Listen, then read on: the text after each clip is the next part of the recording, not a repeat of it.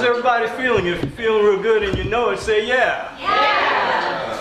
And if you're looking real good and you show it, say, oh yeah. Bright moments. My name is Chip Shelton, and I've enjoyed having co-careers, having been a musician from as far back as I can remember.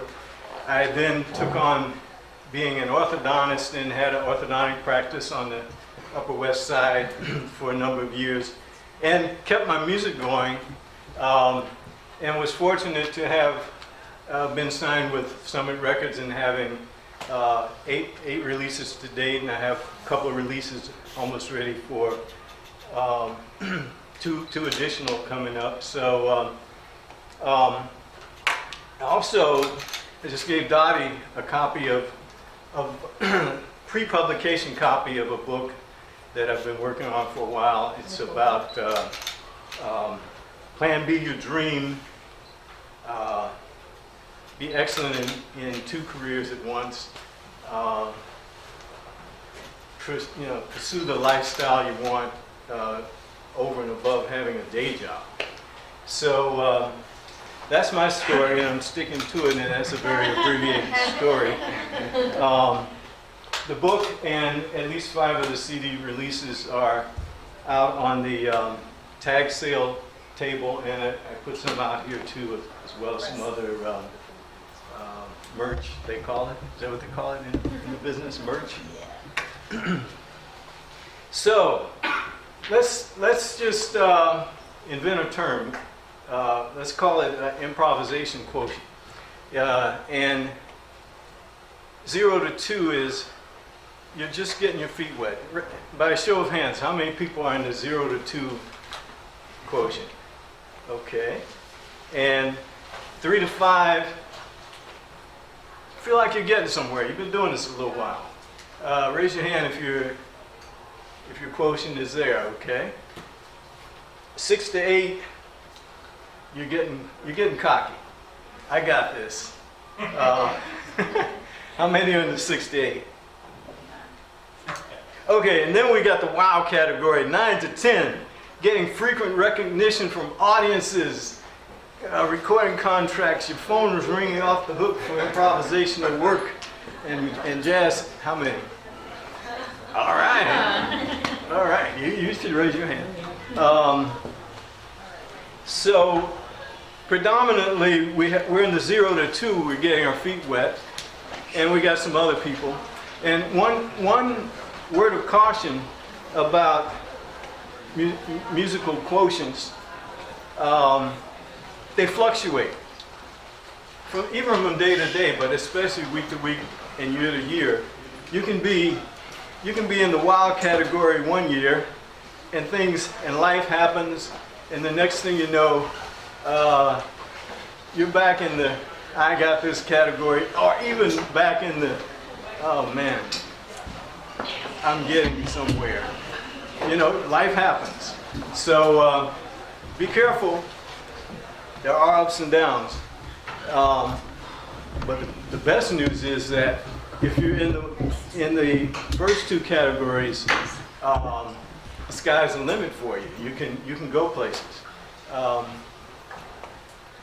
So there was a study in Germany of they took brainwave study. They took 15 classical pianists, 15 jazz pianists, and they measured how their brains were functioning when playing their musics. And this is a synopsis. I don't expect you to read that. But if you distill down the information there, first, these neuroscientists discovered that it's difficult for even incredibly talented musicians to switch genres. Would you agree with that? Oh. There's a reason. The neuroscientific explanation is that different processes occur in jazz and classical musicians' brains. Even when performing the same piece, we think differently depending on our background and training. And as it turns out, jazz musicians focus on what to play. What phrase can I incorporate that will entrance the audience? What run can I really feel great about?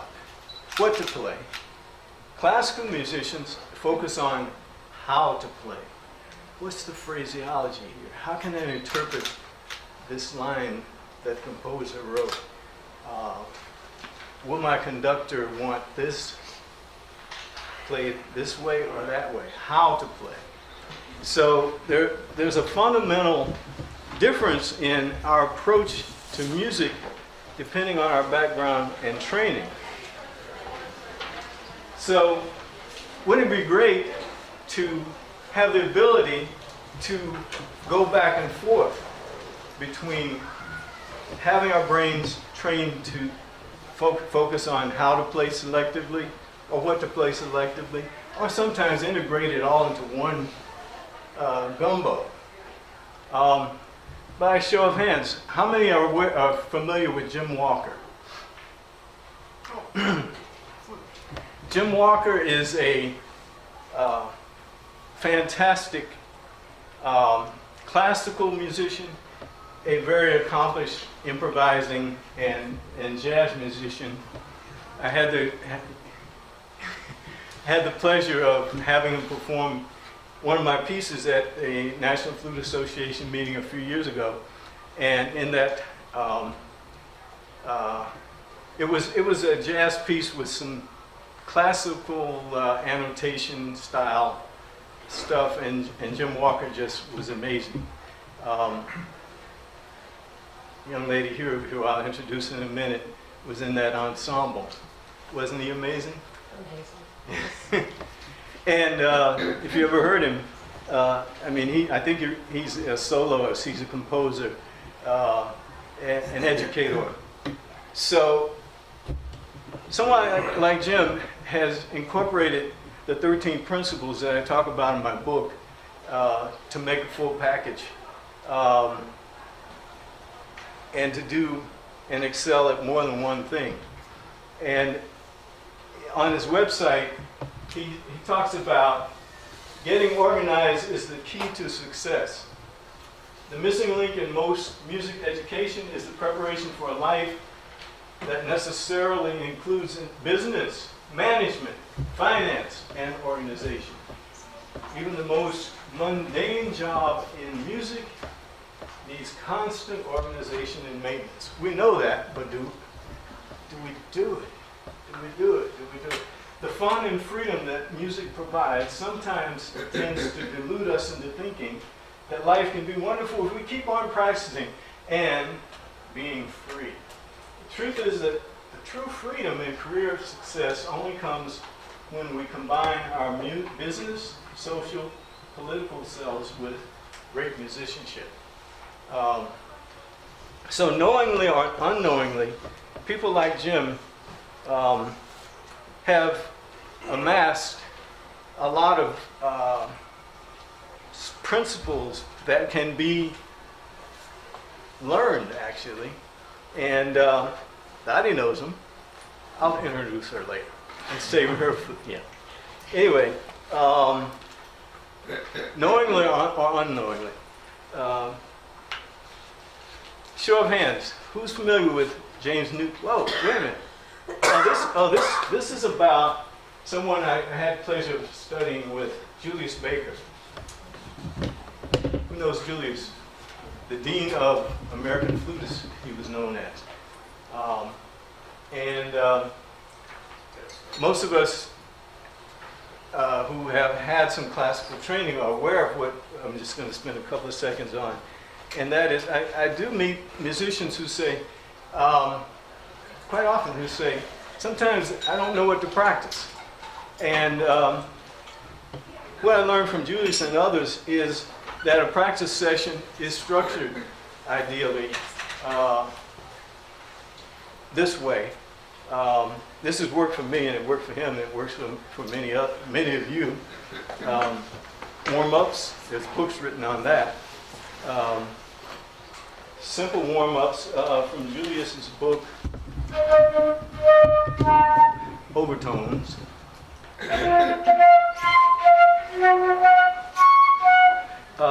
From his book, I've adapted some scale stuff.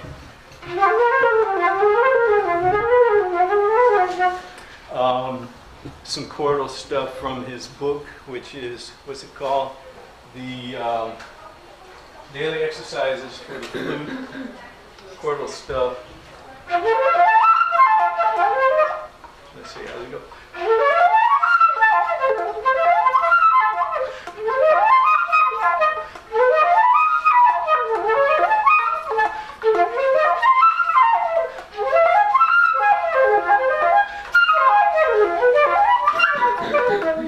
Something like that. And these are the building blocks. These chords and scales and intervals are the building blocks of all music, and this is where Julius recommended that we spend, if we only have a limited amount of time, this is what we do. Warm up and do chords, scales, intervals. Ideally, we have additional time to get to studies and do some reading, etudes, etc. Time permitting, if you really structured your practice session well, you then allow yourself to get to songs, pieces, and prepare performances. So that's quite a discipline when you get into it, and you're never at a loss as to what to practice. It's right there. And another book that a lot of musicians I know use is called The Repository of Scales and Melodic Patterns by our friend Yusef Lateef. Yusef Lateef, excellent flutist, saxophonist. Moving to James Newton. Show of hands, how many are aware of James Newton? Okay, all right. Another classically trained musician who trained himself to be able to improvise and play jazz. He has integrated how to play principles with, and that's where mainly he uses how to play principles more so than what to play. And I found this out when I went to Haystack Beach a few years ago to attend a workshop that he was giving, a week-long workshop. And I looked back at my notes and I started thinking about this brain study, and I came to realize that all the stuff, much of the things that I learned from that week-long workshop had to do with how to play, classical concept. And of course, there were some what to play items mixed in. So, James Newton, for many years running, was the critics' choice as the #1 jazz flutist in the world. Not necessarily the readers' and listeners' choice. They were thinking about Hubert Laws and Herbie Mann, etc. But the critics, I think, loved his classical approach to jazz. It was unique. It is still, I assume. I haven't heard him in a while. But he spent most of the week in this left column. And when I go back and listen to him, that's where he's thinking mainly. He's thinking repetition. Let's say a D minor chord, D minor triad. This is an E flat flute. I got to think about that. D minor. D minor is this B minor on here. Okay. So repetition.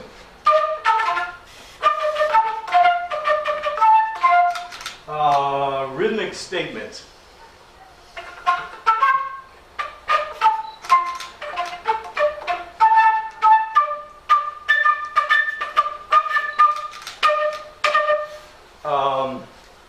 Varying dynamics.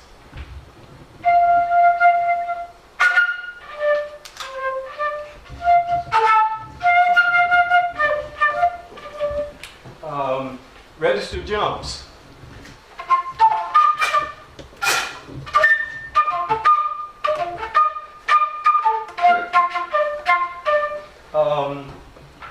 accents.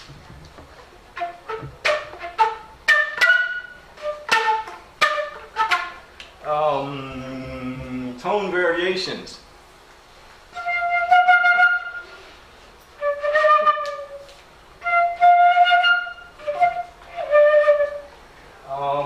Flutter tonguing. Some of us are anatomically able to flutter tongue, and others of us are not. But he was, and I am. Flutter tonguing are trills.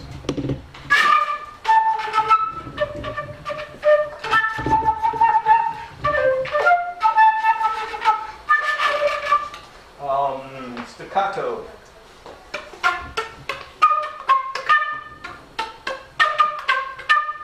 Singing or humming along.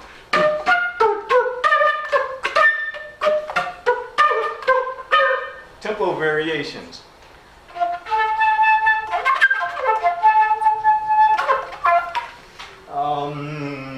Climaxing, especially at the end of a solo.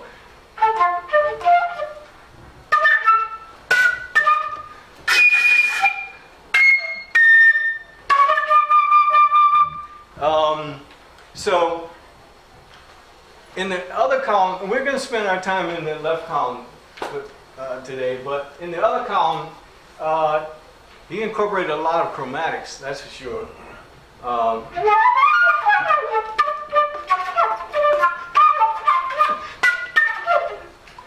I'm just going chromatically between the triads, the D minor triads. Patterns. What patterns? Patterns.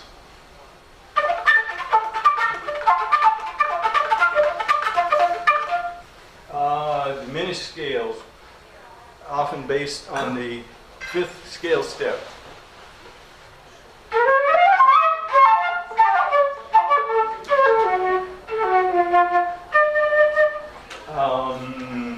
Sus chords.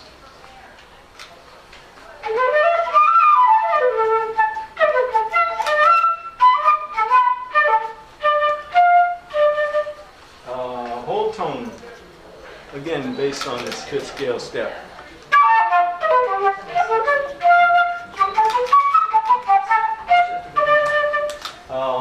Altered chord scales, again on the fifth scale step. Let's see. Oh yeah.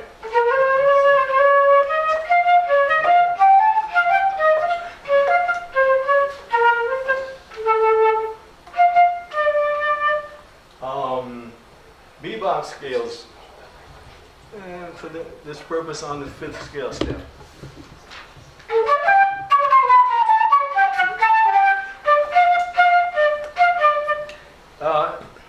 So, moving right along, I'd like to introduce a musician's musician. Started playing piano at age 3.5. Boy, I started young, but not that young. Has mastered both classical and jazz. Pianist, is an acclaimed, classical and jazz piano, and is an acclaimed classical and jazz flutist.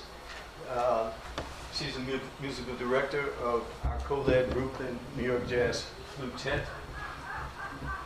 Composer, unbelievably, over 175 original compositions. Award-winning poet, math teacher, arranger, vocalist, photographer. Who has time for all this? You ask yourself, I ask my, anyway. Please give a warm welcome to Miss Dottie Anita Taylor.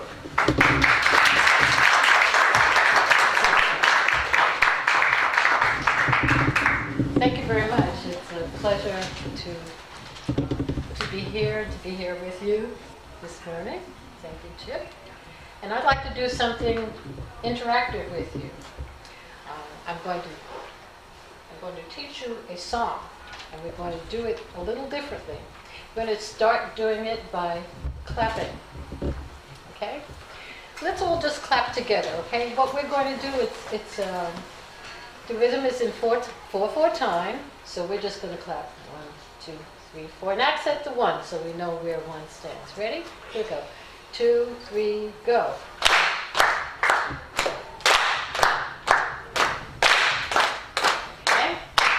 do it again. Let's do it a little bit slower. 1, 2, 3, 4.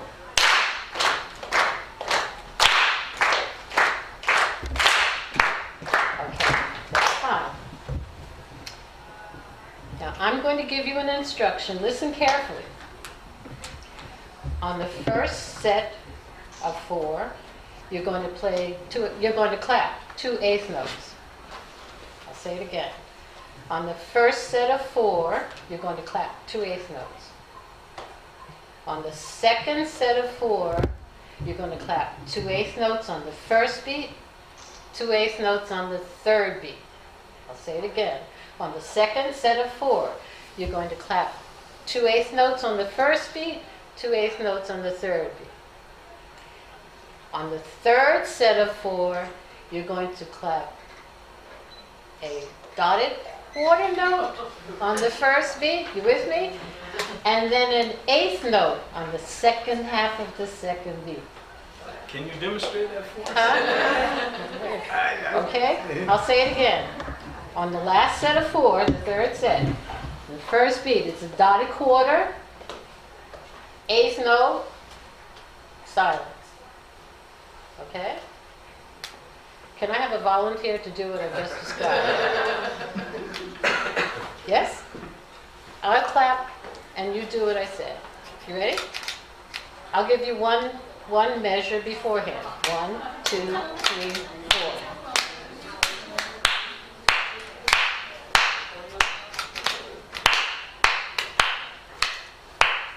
Okay, can I have someone else? Yes, in the back? 1, 2, 3, 4. Wait, so the original rhythm that you told us to do? Beg your pardon? Are you doing the original rhythm that you told us to do? Yes, yes. You start with the 2 eighths on the first beat, And then the third beat? and then the next set is first beat and the third beat, and then the dotted quarter, eighth. Okay, you ready? 2, 3, go.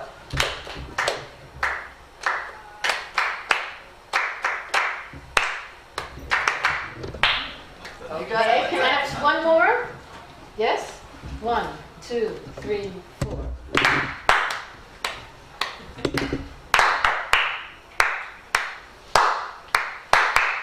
Okay. Now, will you clap for me? And I will do it.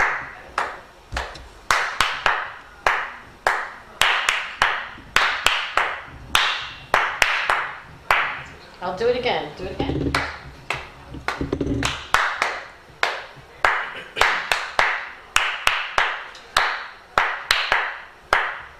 Okay. Are you ready on this side? Okay, I want this side to clap. You ready? We're going to give you one measure and you do what I just did. I did it twice now. Ready? One measure. Everyone here on this side. Ready? You're just clapping 1, 2, 3. Here we go. And 1, 2, 3.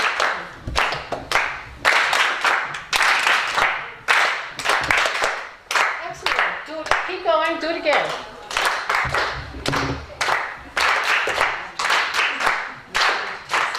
Okay, great. So now let's switch it. All right, you're doing the counting and you're doing the rhythmic part. Here we go. One measure out front. Here we go.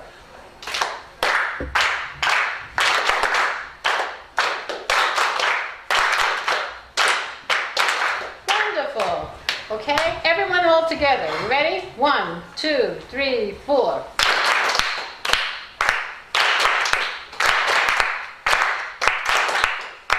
Great.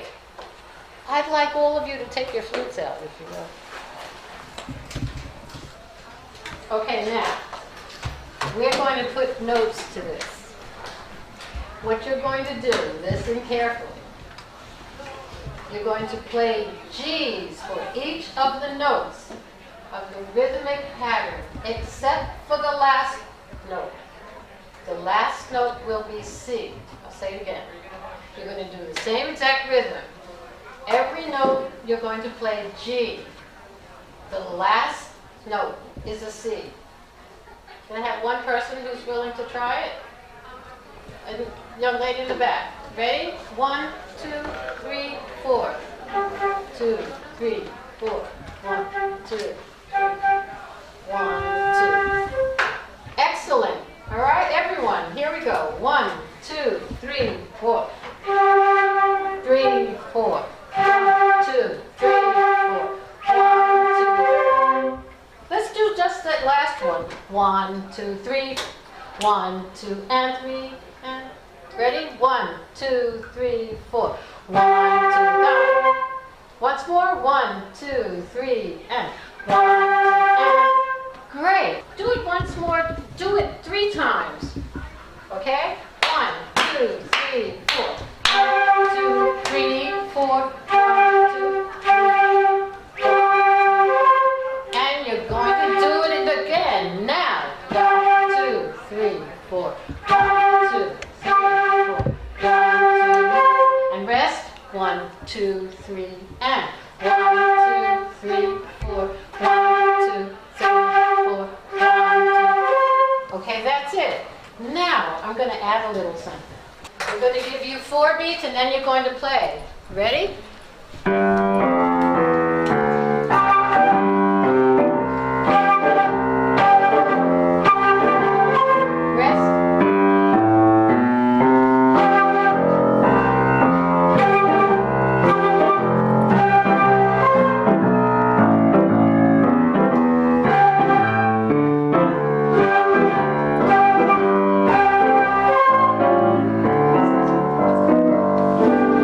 Wonderful. How many measures did you play? Raise your hand. How many measures did you play altogether? 8. Raise your hand, please. 8, 12, 24, 26. How many? 9 or 12, I'm not sure. 9 or 12. How many is it? 12. It's 12. What you just played is called the 12-bar blues. It's a specific 12-bar blues. It's called C Jam Blues, and it was written by Duke Ellington. Okay? So now, put that in your memory bank. You have, if you don't have a jazz tune that you know that you can play, now you do. Okay? You know how to play the C Jam Blues. Okay? How does the bridge go on that? Beg your pardon? How does the bridge go on that? That's the tune. It's 12 bars. That's it. Okay. It's just 12 bars. And all 12-bar blues, that's what it is. Okay? So now what we normally do in the jazz world, once you play the tune, then it's time to improvise. We're going to play arpeggios. We're going to play 3-note arpeggios, okay? First I want you to play the C major arpeggio, okay? Just C, E, G, stop, okay? Ready? 2, 3, and. Good. Now play the F major arpeggio. Ready? Play. Play the C major arpeggio. Play it again. Play the F major arpeggio. Play it again. C major arpeggio. Play it again. D minor arpeggio. G major arpeggio. C major arpeggio. Play it again. You have just played a very simplified improvisation on C Jam Blues. You should really congratulate yourself. And it's on. So, it's on the screen. This is what you played. You played C. Well, it's almost on the screen. This is the really simple version. Oh, it is. Yeah, that's the really simple. Okay. Sorry. That's okay. Can you see what's on the screen? Yes. Okay. So you know what you do? That sign that's there with the slash, anyone know what that means? Okay, you do it again. You do the same thing again. So on the top line, just play 4 C triads, and then 2 bars of the F, 2 bars of the C, 2 bars of the G, and 2 bars of the C. You don't want the 7? Beg pardon? You don't want the 7? No, just do the triad. Okay? No D, no minor? No, it's not. You ready? I'm going to give you 4 bars, and then you begin. Ready?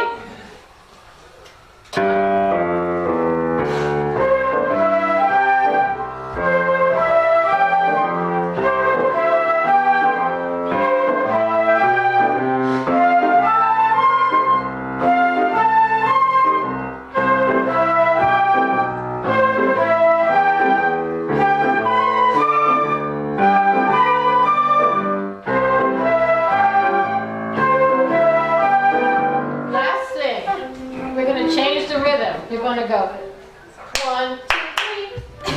1, 2, 3. Okay, for the whole, for every single triad. Ready? 1, 2, 3.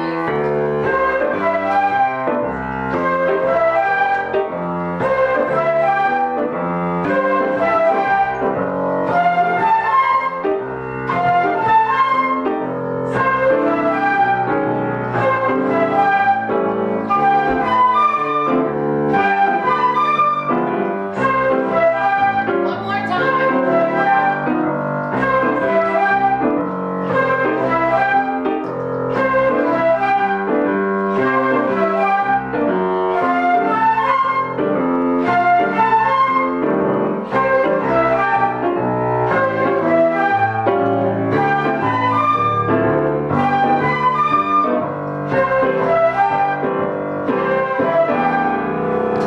Very good. Give yourselves a good round. Thank you very much. Thank you, Dot. Show of hands, how many know Little Sunflower? Feel free to play along. You also, Dottie. And I'm going to ask Dottie to point to, where is the point? To point to,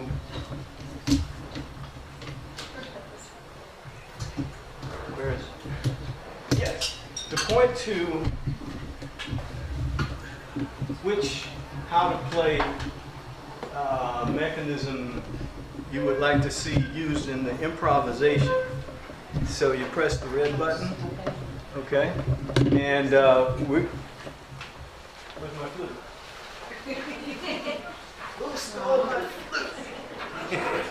Okay, so Little Sunflower, for those who know it, basically it's 16 measures of D minor, 4 measures of E flat, followed by 4 measures of D major. Then that repeats 4 E flat, 4 D major, and then back to the top. Those are the chords. So those who know the melody, feel free to play the melody, and everyone else can play the triads as background. Let's see if this is going to work.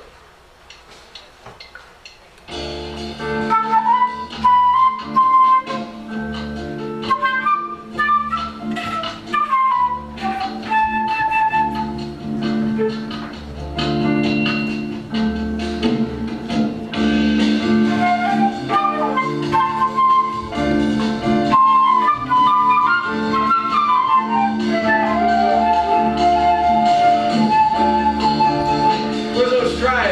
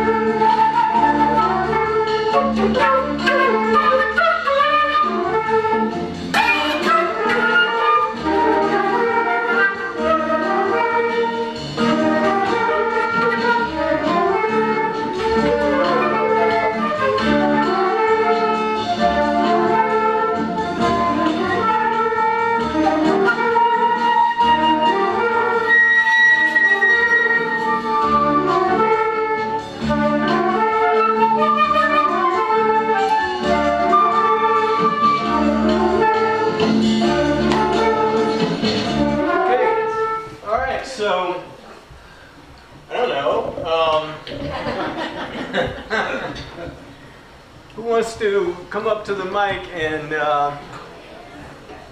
improvise on this one using some of the how to play techniques?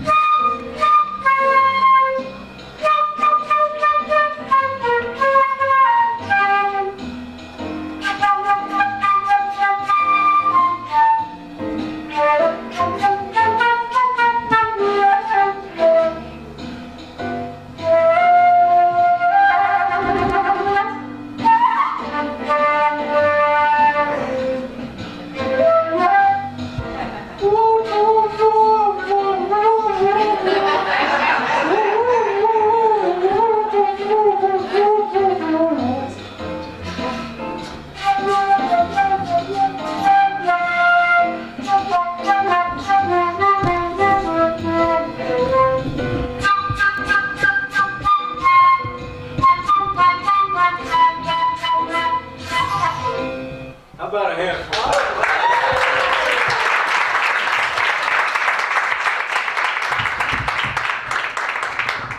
Who wants to be the next victim? Volunteer.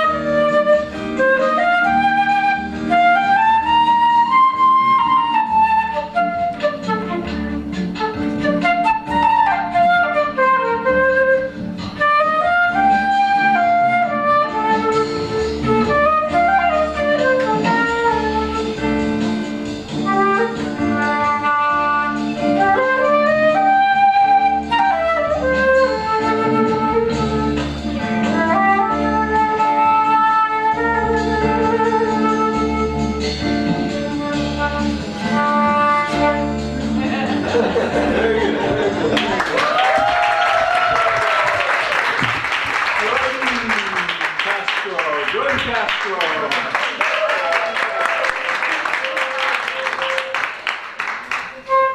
So, at this point, let's have a little jam session.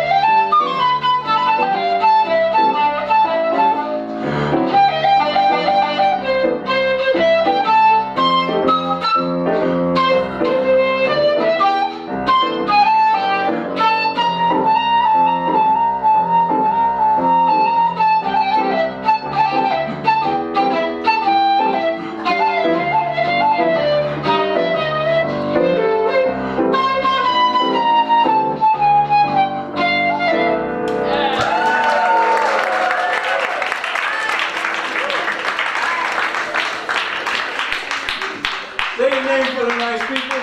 Eric Thomas.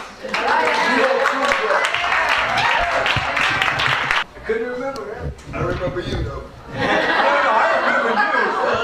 I just was blanked out on the name. Eric Thomas. Eric Thomas. Thank you so much for participating.